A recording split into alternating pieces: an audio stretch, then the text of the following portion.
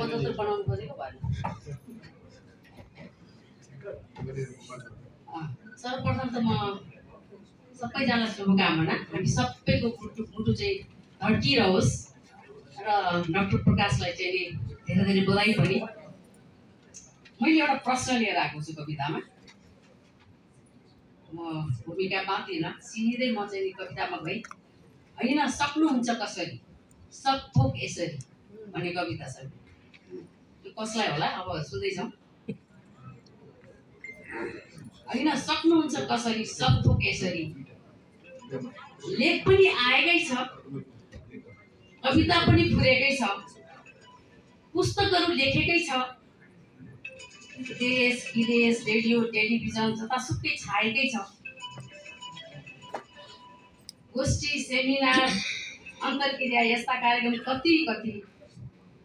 होइन भ्याउनुहुन्छ यी सबै कसरी?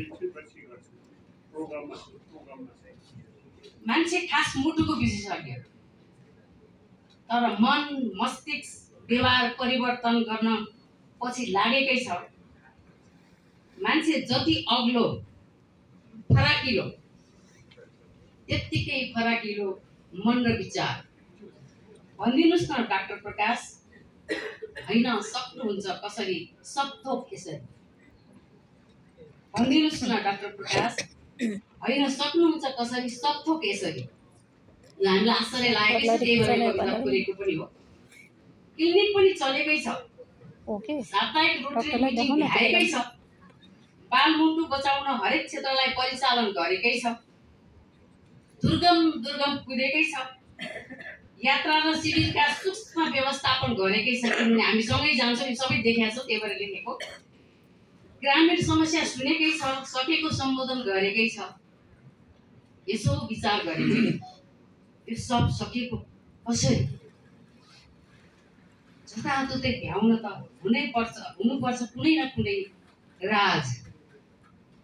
मैले राज खोजे पनि खोज्दा र बुझ्दा थाहा भयो डाक्टर प्रकाशको इच्छा शक्ति गजबकै नै रहेछ। सँगसँगै रहेछ उहाँको जीवन साथीको ठुलो त्याग। एकचोटि उहाँको जीवन सङ्गीलाई चाहिँ हामीले एकदमै धेरै धन्यवाद भन्नुपर्छ।